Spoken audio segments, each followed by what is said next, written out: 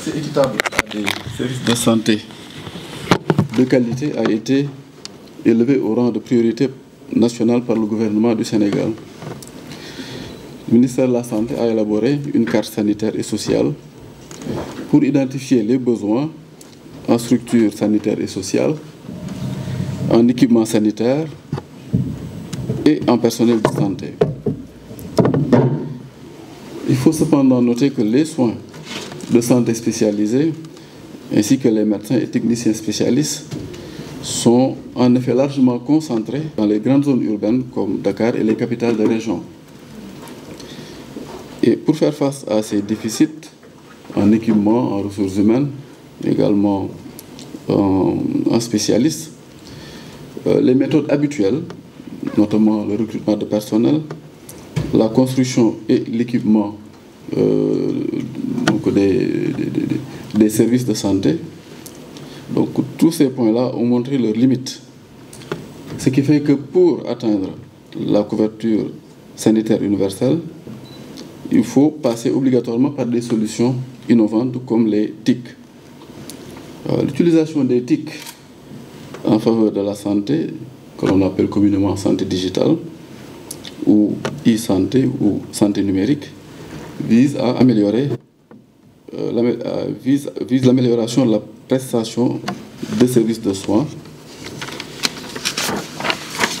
vise également à améliorer la circulation de l'information par voie électronique, mais également la gestion efficiente du système de santé.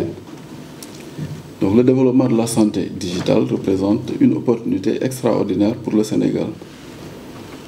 D'un point de vue économique, elle permettra une plus grande efficacité de l'offre sanitaire et en réduira les coûts pour l'État, les prestataires et les patients. C'est ainsi qu'un plan stratégique santé digitale a été élaboré par le ministère de la Santé du Sénégal et ce plan court de la période 2018 à 2023. Ce plan prend en compte les préoccupations que je viens de citer, mais ne prend pas en charge le paiement digital des prestataires de soins. D'où l'intérêt de ce projet, parce que le plan qui a été élaboré ne prend pas en compte cette dimension-là. Et pourtant, cela constitue une préoccupation, notamment pour les prestataires de soins qui interviennent dans des zones reculées du Sénégal. En Afrique, et en particulier au Sénégal, les travailleurs de la santé sont confrontés à des difficultés de paiement, notamment lors des campagnes comme celle de la vaccination, mais également d'autres campagnes qui concernent les populations du Sénégal. Et cela se traduit par un impact important sur la performance des acteurs et in fine sur la santé des populations, et particulièrement des enfants qui sont une cible très vulnérable.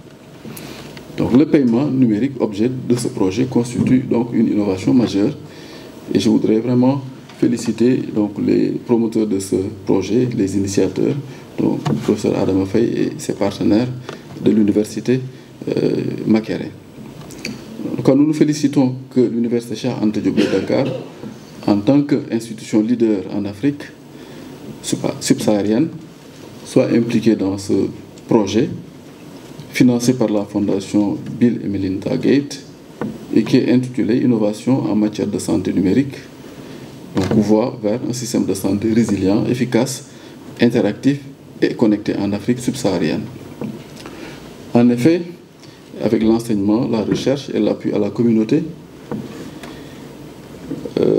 constituent les principales missions de notre université, donc l'université Cheikh Anta Diop.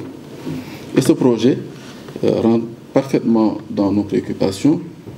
Il vise donc le paiement numérique donc des prestataires et l'objectif va consister à exploiter les solutions de paiement numérique dans le système de santé à travers le continent et au-delà, à transformer le système de santé africain en adoptant les innovations en matière de paiement mobile, combler les lacunes en matière de preuves, partager l'apprentissage et construire une communauté de pratiques autour des paiements numériques dans le domaine de la santé en Afrique subsaharienne. Alors, par-delà le caractère scientifique du projet, cette initiative novatrice du fait de son ampleur et de la diversité des acteurs impliqués. Elle permet aussi de mettre en relation des universités africaines, francophones et anglophones, qui, au-delà de ce projet, pourront développer une communauté de pratiques sur la digitalisation, mais également de renforcer leurs compétences dans tous les domaines de la recherche. Donc, le partenariat entre l'Université de Makeré et l'Université Cheikh Anta Diop de Dakar constitue des exemples pour la région africaine, mais également constitue un exemple de partenariat sud-sud. Nous remercions sincèrement la Fondation Gates qui ne ménage aucun effort pour l'amélioration de la santé des populations dans le monde. En effet, elle appuie depuis plusieurs décennies les gouvernements et les chercheurs africains dans la lutte contre les maladies appauvissantes, réduisant ainsi les inégalités et inéquités dans le monde. Nous remercions également tous les partenaires qui sont impliqués dans le projet, qui est un projet très ambitieux. Alors, les résultats de ce projet permettront de mieux comprendre les défis et enjeux du paiement digital en vue de produire des évidences scientifiques pour orienter les politiques de santé, permettant ainsi aux autorités de prendre des décisions avec un ancrage scientifique.